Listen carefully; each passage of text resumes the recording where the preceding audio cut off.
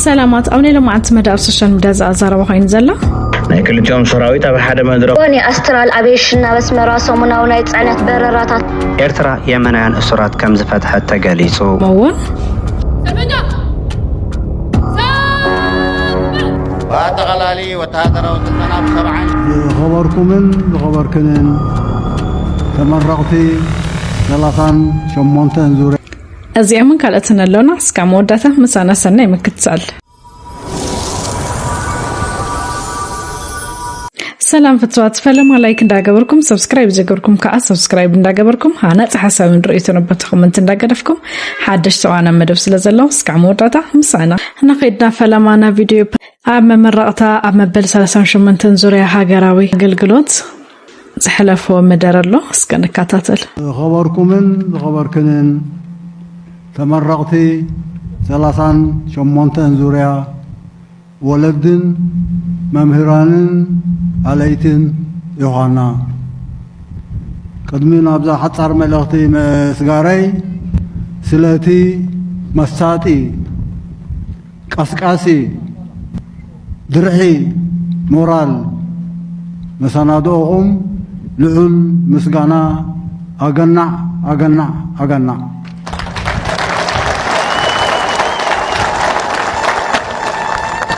إذا عززتي محلقاتكم تأوجوا العلات أقداسيت مدرخ أبهيوتكم يا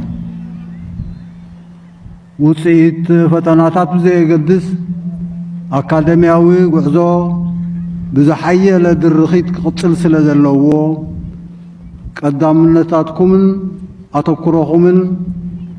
عينتاوي فلتات أمد اللابن بزي سلكي سراحن تمكرون مهازنة أفراينة فلتاتكم أم معباي كخون قبوي تبقصوتاتكم أبناء نفسكم مسايا عبيتن أبقسانة رحوان بيتسبن هاجرن ذهلو عزوز أبركتو مجنزاب كبيت حلناوي حلافنت دسكمي سدران بيتسبن منستر تمهرتن بفلوي أب أكاديمياو غعزوهم زقباء مكتتالن دقفن كقبرو خاء مزخخار زيد ليو قدلنتي أب التكايدو زي حلل تقهات عاوت تقوانا صفو سدران حبرة سبن ممهرانن عليتن ون أبزهو دقف أصالطون سناي من نيوتن زخري حبن نسمعتاتنا عاوتنا خفاش واتغلالي وتهدروا سلطنا بسبعا شمونتن ميتاويت سالسيتو غينا استعوتت يركابيل عند برهان تصفى قرقش كابكال عيكل سراوي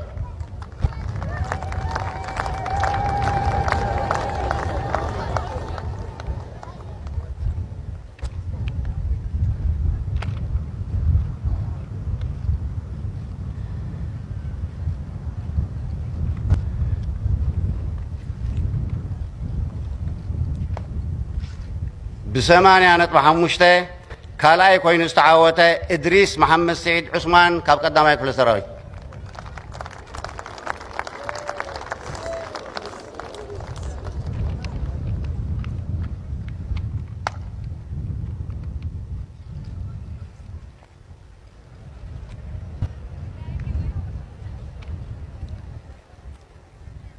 كل سراويت عزازي كل سراويت كابتن هابتوم كيدانه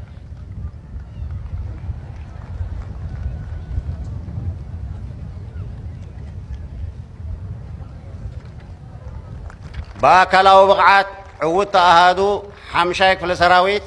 حلقة الصاف في السراويت كابتن سباتلاب قبرك زارير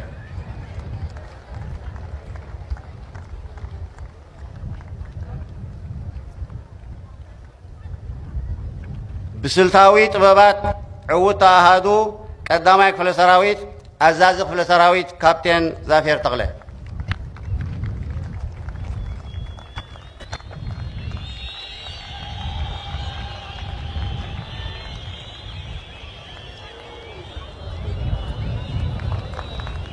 مرقتي أنا زلزبل كود الدحريدكم أنا إلهام علي تساتفيت هاجراوي أقولقلوت أنا آلاء عيسى تساتفيت هاجراوي أقولقلوت نهاجري إرترا بمولو عغمي كقلقلا نهاجري إرترا بمولو عغمي كقلقلا كاب كله تسبيبناي وجنن هيمانتن سمعت حراب مخان كاب كله تسبيبناي وجنن هيمانتن سمعت حراب مخان نحدنا حزب إرترا كحلون كمعبلن نحدنا حزب إرترا كحلون كمعبلن نعلامات هاجراوي أقولقلوت كسرح نعلامات هاجراوي أقولقلوت كسرح إمنتي صنعتي زعرنيا حقنيا وفيتي وراسي تحضر جاقان سواتنا كهون بسم سوات أبقن مهزبين منجسين محل الله بسم سوات أبقن مهزبين منجسين محل الله بسم سوات أبقن مهزبين منجسين محل الله بسم سوات أبقن مهزبين منجسين محل الله بسم سوات أبقن مهزبين منجسين محل الله بسم سوات أبقن مهزبين منجسين محل الله سلفنا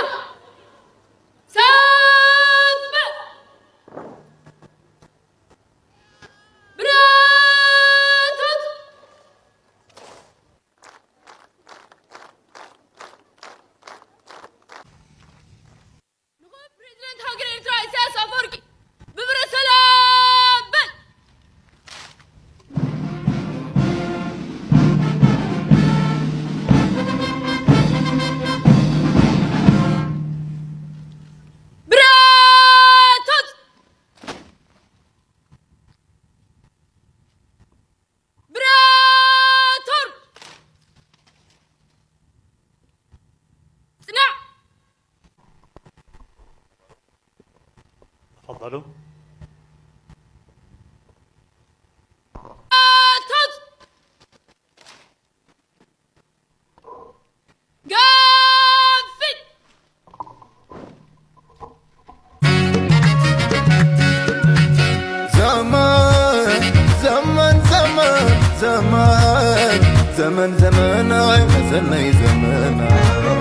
سلامات እዚ ቻናል እዚ ሓድሽ ስለ ዝኾነ ኩለኹም ሰብስክራይብ እንዳገበርኩም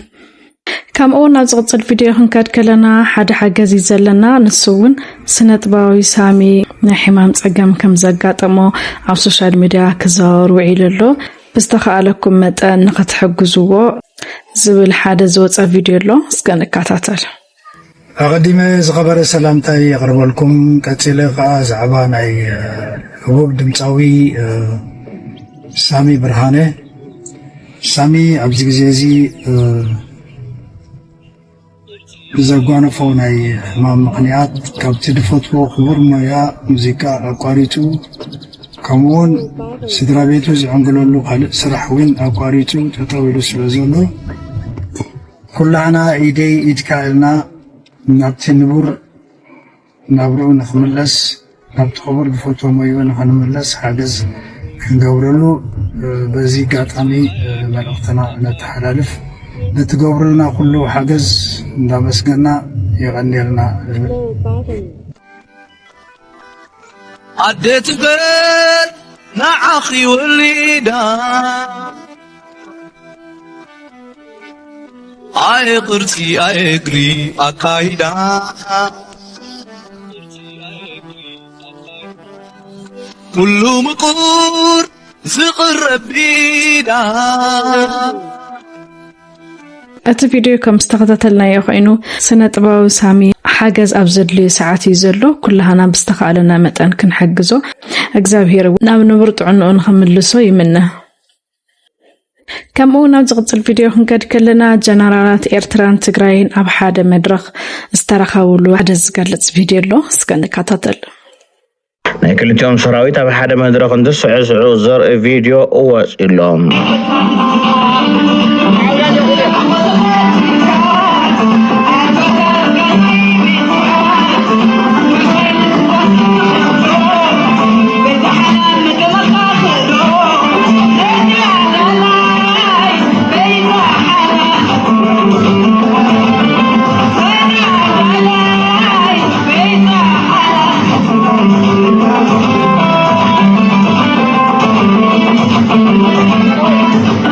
كمون از قتل فيديو خنكد كلنا كوبانيا أسترال أفيشن ናብ ኤርትራ ናይ ጽዕነት በረራታት ክጅምር ምዃኑ ጸብጻባት እንዳገለጻ እየን። እስከነከታተል ኩባንያ አስትራል አቪዬሽን በስመራ ሰሙናው ናይ ጽዕነት በረራታት ክጅምር ምዃና ተገሊጹ እታ ኣብ ናይሮቢ ኬንያ መደበራ ዝገበረት ዓለም ለኻዊት ናይ ጽዕነት ኣየር መንገዲ አስትራል አቪዬሽን ንከተማ አስመራ ምስ ዓበይቲ ከተማታት ዓለም ዘራኸብ ሰሙናው ናይ ጽዕነት በረራታት ክጅምር ምዃና ኣፍሊጣ እዚ ሓድሽ መስመር በረራ ንኤርትራ ምስ ማእከላት ንግዲ ኤውሮፓን ማእከላይ ምብራቕን ብዝለዓለ ደረጃ ዘተኣሳሰር እዩ ከም ዝተሓበረ እቲ በረራ ካብ ሌጅ ቤልጅየም ብምብጋስ ንከተማታት ሪያድ ጅዳን ሻርጃን ኣቢሉና በስመራ ዝበጽሕ እዩ በተወሳኺ ድማ ንከተማ አስመራ ምስ ካልኦት ኣገደስቲ ከተማታት ኣፍሪቃ ከም በዓል ፖርት ሱዳን ጅቡቲ ናይሮቢ ሞቃዲሾ ጁባ ኤንተበን ኪጋልን ዘራኸብ ስትራቴጂካዊ መስመር ክኸውን እዩ አስትራል አቪዬሽን ኣብዚ ሕጂ ዋናው ሰሙን ሓደ ግዜ ናይ ጽዕነት በረራታት ከተካይድ እያ እዚ ስጉምቲ እዚ ንጥፈታት ንግዲ ኤርትራ ምስ ወፃኢ ሃገራት ንምቅልጣፍ ብፍላይ ድማ መድሓኒት ኤሌክትሮኒክስን ካልኦት ኣገደስቲ ቀረባትን ብዝሓፀረ ግዜ ናብ ሃገር ንምእታው ዓብይ ተራ ክህልዎ ትፅቢት ይግበር እዚ ሓድሽ ናይ በረራ መስመር ምጅማሩ አስመራ ዘዋቀርና አፍሪቃ ዘለዋ ስትራቴጂካዊ ቦታ ንምጥቃመን ምስ ዓለም ለኻዊ ማእከላት ንግዲ ንምትእስሳር ዝግበር ዘሎ ጻዕሪ ዘንጸባርቕ እዩ እዚ ድማ ንኤርትራ ተወሳኺ ናይ ኣየር መራኸቢ ዕድላት ብምፍጣር ንቁጠባዊ ልምዓት ሃገር ዝድግፍ ምዃኑ ተሓቢሩሉ ኣብ ቀርና አፍሪቃ ብፍላይ ድማ ኣብ ልዕሊ ሃገር ኢትዮጵያ ዝተዘርግሐ ስውር መርበብ ሕቡራት ኢማራት ዓረብ ዘቃልዕ እዩ ሕቡራት ኢማራት ዓረብ ንኢትዮጵያ ካብ ወታደራዊ ደገፍ ሓሊፋ ንፖለቲካውን ዲፕሎማስያውን ቁጠባውን ውሳነታት ኣዲስ ኣበባ ብኸመይ ኣብ ትሕቲ ቁፅፀራ ከም ዘእትወቶም ዘርዩ ሓደስቲ ጸብጻባት ወፂኦም ኣለዉ እዚ ሚስጥራዊ ርክብ እዚ ንልኡላውነት ሃገራት ቀርና አፍሪቃ ብሓደጋ ዘውድቕን ንዘባዊ ኩናት ዝቕስቅስን ምዃኑ ተንተንቲ የጠንቅቑ ኣብ መወዳእታ ወርሒ ጥቅምቲ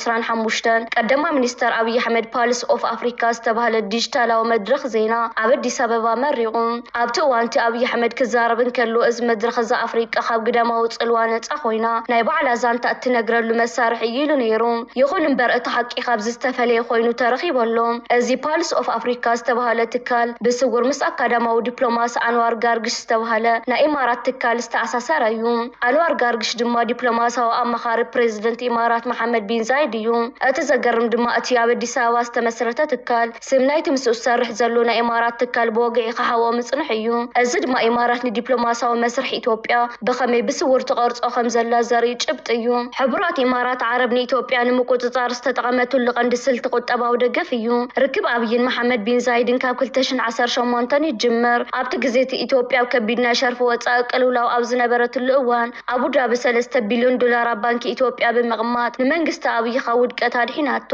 እዚ ቁጠባዊ ደገፍ እዚ ኣብ እዋን ኩናት ትግራይ ድማ ናብ ወታደራዊ ደገፍ ተቐይሩ ኣብ 2021 ሓይልታት ትግራይ ናብ አዲስ ኣበባ ኣብ ዝቐርብሉ ዝነበረ እዋን ኢማራት ብዓሰርተታት ዝቁጸሩ በረራታት ኣጽዋርን ድሮናትን ብምልኣኽ ንመንግስቲ ኣብይ ካብ ወታደራዊ ስዕረት ኣድሒናቶ እያ እዚ ናይ ህይወት ኣድሕን ደገፍ ዝግኒ ኢትዮጵያ ኣብ ትሕቲ ሙሉእ ቁፅፅር ኣቡዳቢ ዘእተወ ኮይኑ ተሪፈሎ ሎሚ ኣብይ ኣሕመድ ብዘይ ደገፍን ፍቓድን መሐመድ ቢን ዛይድ ዝኾነ ውሳነ ክወስድ ከም ዘይኽእል ተንተንቲ ፖለቲካ የረጋግጹ ሓደ ካብቲ ዝዓበየ ሚስጥራት እዚ ቪድዮ ዘቃልዖ ኣብይ ኣሕመድ ንወደብ ዓሰብ ክወርር ዝነበሮ ትልሚ ብትእዛዝ ኣቡዳቢ ዝተገበረ ምዃኑ እዩ ኢማራት ኣብ ቀይሕ ባሕር ዘለዋ ስትራቴጂካዊ ረብሓ ንምውሓስ ንኢትዮጵያ ከም ናይ ኩናት መጋበርያ ክትጥቀመላ ትደለላ ብመሰረት ጸብጻባት ሚድል ኢስት ኣይ ኢማራት ንኢትዮጵያ ንወደብ ዓሰብ ክትወርር ጥራሕ ዘይኮነስ ነቲ ወራር ዘድሊ ወታደራዊ ደገፍ ክትህብ እውን ተዳልያ ነይራያ እዚ ድማ መንጎ ኤርትራን ኢትዮጵያን ዘየቋርጽ ኩናት ብምልሓኽ ንዞባ ቀርና አፍሪቃ ንምብታን ዝዓለመ ውዲት እዩ እዚ ናይ ዓሰብ ጉዳይ ናይ ኣብይ ባዕላዊ ድሌት ጥራሕ ዘይኮነስ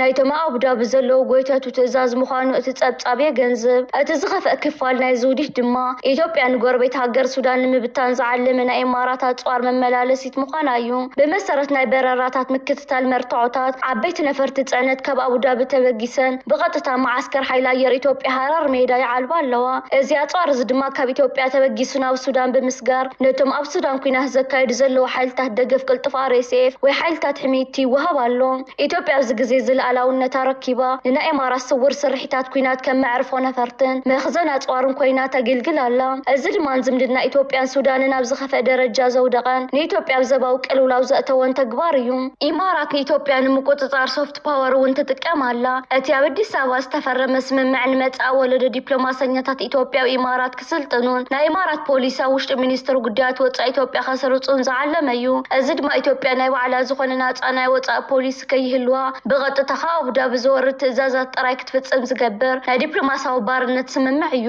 እዚ ኩሉ ኩነታት ዝሕብረና ሃገር ኢትዮጵያ ሎሚ ብሰንኪ ተቀዳማይ ሚኒስተር አብይ አሕመድ ዝኣተወ ከቢድ ዕዳን ወታደራዊ ጽግዕተኝነትን ልኡላውነታ ሙሉእ ብሙሉእ ረኪባ ምህላዋ እዩ ሕቡራት ኢማራት ዓረብ ንኢትዮጵያ ከም መጋበርያ ብምጥቃም ንኤርትራ ክትወርር ንሱዳን ክትበታትን ንሶማል ክትዘርግን ትሰርሕ ኣላ እዚ ካብ ድሮናስ ካብ ዲፕሎማስያኛታት ዝተዘርግሐ ናይ ኢማራት መርበብ ንኢትዮጵያ ካብ ታሪካዊ ክብራ ውሪዱ ኣብ ትሕቲ ስውር ወታደራዊ ግዛት አቡዳቢ ከም ተወድቕ ገይርዋ ኣሎ እዚ ጉዳይ እዚ ንኩሎም ህዝብታት ቀርኒ ኣፍሪቃ ዓብይ መጠንቅቕታ ኮይኑ ልኡላውነት ሃገራት ካብ ግደማዊ ምትእትታው ንምክልኻል ህፁፅ ስጉምቲ ከም ዘድሊ ዘርኢ እዩ ወደብ ሰላማት እዚ ቻናል እዚ ሓድሽ ስለዝኾነ ኩለኹም ሰብስክራይብ እንዳገበርኩም ከምኡውን ኣብ ዝቕፅል ቪድዮ ክንከድ ከለና ኤርትራ የመናውያን እስራት ከም ዝፈትሐት ጸብጸባት እንዳገለጻ እየ ቀጽለ ቢልና እውን ኣብ ትግራይ ትር ዝበለ ዝወፀ መግለጽ ኣሎ እስከነከታተል ኤርትራ የመናውያን እስራት ከም ዝፈትሐት ተገሊጹ መንግስቲ ኤርትራ ንሰለስተ ኣዋርሕ ኣሲርዎም ዝጸንሐ 15 የመናውያን ገፈፍቲ ዓሳ ከም ዝፈትሐ ዝተገለጸ ኮይኑ ሰብ ስልጣን ግዛት ወዳይት ትማል ኣብ ዝሃቦ መግለጺ የመናውያን ገፈፍቲ ዓሳ ዝተኣሰሩ ኣብ ክልል ባሕሪ የመን ኣብ ምግፋፍ ዓሳ ኣብ ዝነበረሉ እዋን ከም ዝኾነን ድሕሪ 3 ኣዋርሕ ማእሰርቲ ድማ ትማል ከም ዝተፈትሑ ገሊጾም ኣለዉ ማሕበር ገፈፍቲ ዓሳ የመን ምስ ሰብ ስልጣን ኤርትራ ብምዝራብ እቶም እስራት ከም ዝተፈትሑ የመን ኦንላይን ዝገለጸ ኮይኑ እንተኾነ ግን ዝርዝር እቲ ዘተ ኣይሓበረን ዘሎ በሰላማዊ ድርድር ዝፍታሕ ፀገም መንበር ብዋሓዝ ሓሶ ዝኽለፍ ቃልሲ መኸተ ህዝቢ ትግራይ የለን ክብል ቤት ጽሕፈት ኮሙኒኬሽን ክልል ትግራይ ኣፍሊጡ ቤት ጽሕፈት ኮሙኒኬሽን ክልል ትግራይ ትማል ኣብ ዘውፅኦ መግለጺ ካብታ ክልል ዝወፁ መንእሰያት ናብቲ ክልል ክምለሱ ጻውዒት ኣቕሪቡሎ ህዝቢ ትግራይ ባህሉ ቋንቋ መንነቱ ታሪኹን ክብሩን ዓቂቡ ኣብዚ ዝበጽሐም ኣብ ጉዕዙኡ ጨካናትን ገበትን ጸላእቲ ስለዘይገጠምዎ ስለዘይተፈታተንዎን ከጥፍዎ ስለዘይሓቀኑን ከም ዘይኮነን እኳ ደኣስ ኣብ በብምዕራፍ ቃልሱን ታሪኹን ንዝገጠምዎ ሓያላት እናመከተ መስዋዕት እናኸፈለን ጸላእቱ እናሰዓረን ኣብዚ ከም ዝበጽሐን ሎሚ እውን እንተኾነ ናይ ኣቦን መናሃቦ ኮይኑ ስርዓት ጆኖሳይደር አብይ አሕመድ ኣሰር ኣቦታቱ ስዒቡ ህዝቢ ትግራይ ንምጽናት ቆፂርካ ዘይውዳእ ጨፍጫፍ ህልቂትን ብርሰትን ኣብጽሕ እዩ ይኹን እምበር ህዝቢ ትግራይ ዘርአይ ኣይበርስ መሬተይ ኣያቁርስን ክብረይን መንነተይን ኣያራኽስን ኢሉ ኣብ ግንባር ደጀን ወፃን ኮይኑ ሓድነቱ ስጢሙ ስለዝመከተ ዝተማልአ ጽንተት ከም ዝዓገተን ከብርስዎ ዝመፁ ጸላእቲ ጸራሪጉ ካብ ክፋላት ትግራይ ብምውፃእ ስርዓት ብልጽግና ስምዕ ሰላም ፕሪቶሪያ ተገዲዱ ክፍርም ከም ዝገበሮ ዝፍለጥ እዩ ክብል ቢሮ ጉዳያት ኮሙኒኬሽን ትግራይ ኣብ ዘውፅኦ ሰሙናዊ መልእኽቲ ኣፍሊጡ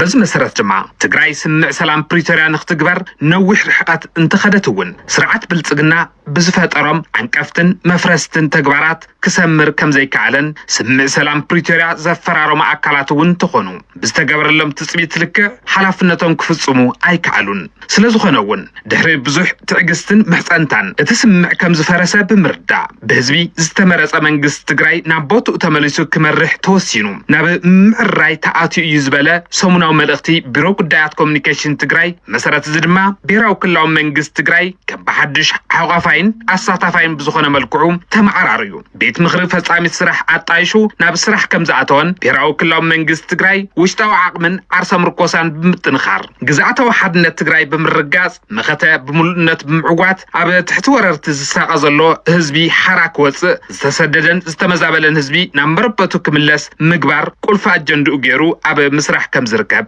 ሓቢሩ ይኹን እምበር ጆኖሳይዳዊ ስርዓት ብልጽግና ጎናጎኒ ምፍራስ ስምዕ ሰላም ፕሪቶሪያ ንትግራይ ብኹለ መዳይ ብምዕጻው ክትስኮንን ክትማስንን ምግባር ማለያ ዘይብሎም ኣነወርቲ ተግባራት እናፈጸመ ከም ዝመፀን ኣብ ዝቐረባ እዋናት ድማ ዝተኸለፎ ጆኖሳይድ ንምዝዛም ዘኽእሎ ኩናት ንምጅማር ኩሉ ዓይነት ምድላዋት ወጊኑ ብፖለቲካውን ወታደራውን መራሕቱ ከምኡውን ተመወልቶ ቢሉ ኣብ ልዕሊ ትግራይ ሰፊሕ ናይ ጽልኢ ፕሮፓጋንዳ ኣብ ምንዛሕ ከም ዝርከብ ዝሓበረ እቲ ሰሙናዊ መልእኽቲ ካብዚ ሓሊፉ እውን ናብ ናይ ድሮን መጥቃዕትታት ናይ ሰራዊት ምቅራባትን ምትንኻያትን ዝተሰጋገረሉ ኩነታት ይረአ ከም ዘሎን መንግስትን ህዝብን ትግራይ ድማ ነዚ ሓደጋ ንምምካት ብኹለ መዳይ ውሽጣዊ ዓቕሙን ዓርሰ ምርኮሱን ብምጥንኻር ኣብ ልዕሊ መንግስትን ህዝብን ዝፍኖ ዳግማይ ጆኖሳይድ ክከላኸል ግቡእን ግዴትኡን ምዃኑ ኩሉ ክፈልጦ ይግባእ ኢሉ ኣጀንዳታት ብልጽግና ኣብ ትግራይ ምዕዋት ዝኣበዮም ብውዒ ቃልሲ ኣመራርሓን ህዝብን ዝተተፍኡ ተመወልቲ ትግራይ ኣብ ምጽላም ወግሒ መስዮም ከም ዘሎን መንእሰይ ትግራይ ተታሊሉ ካብ ዓዱ ክወፅእ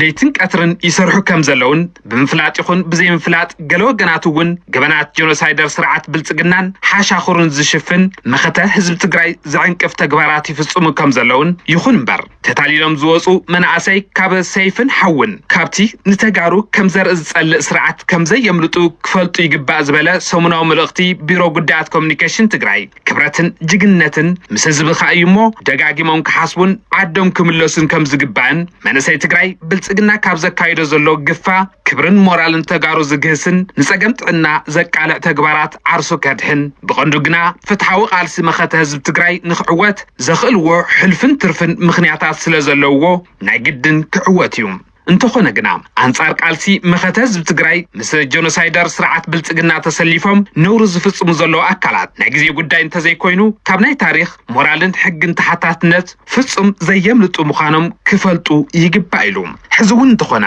መንግስትን ህዝብን ትግራይ ጸገማት ብሰላማዊ መንገዲ ንኽፍትሑ ባህጎም እዩ ጥራሕ እንተይኮነስ ዝከኣሎም ኩሉ ይገብሩ ከም ዘለውን መማረፂኡ ሰላም ንዝገበረ ዝኾነ ኣካል በሪ ኩሉ ግዜ ክፉት እዩ ይኹን እምበር ዕድል ሰላም ዕጹብ ብምግባር ህዝብ ትግራይ ኣሰኩንካ ንምጽናት ዝግበር ዝኾነ ዓይነት ፈተነ ዝኸፍእ ሓደጋ ካብ ምምጻእ ሓሊፉ ካሊእ ከስቢ ክህልዎ ኣይኽእልን ዝበለ ሰሙናዊ መልእኽቲ ቢሮ ጉዳያት ኮሙኒኬሽን ትግራይ ስለ ዝኾነ እውን ብሰላማዊ ድርድርን ዝርርብን ዝፍታሕ ጸገም እምበር ብዋሕዚ ሕሶትን ልኻዕኻዕን ዝኹለፍ ቃልሲ መኸተ ህዝብ ትግራይ ከምዘየለን ክህሉ ከምዘይኽእልን ኣፍሊጡ ሰላማት እዚ ቻናል እዚ ሓድሽ ስለ ዝኾነ ኩለኹም ሰብስክራይብ እንዳገበርኩም ናይ ልምዓት መደብ ዘየመስል ነይራ ፈትሕሞም ትኾን ኢለ ተስፋ ይገብር ባይ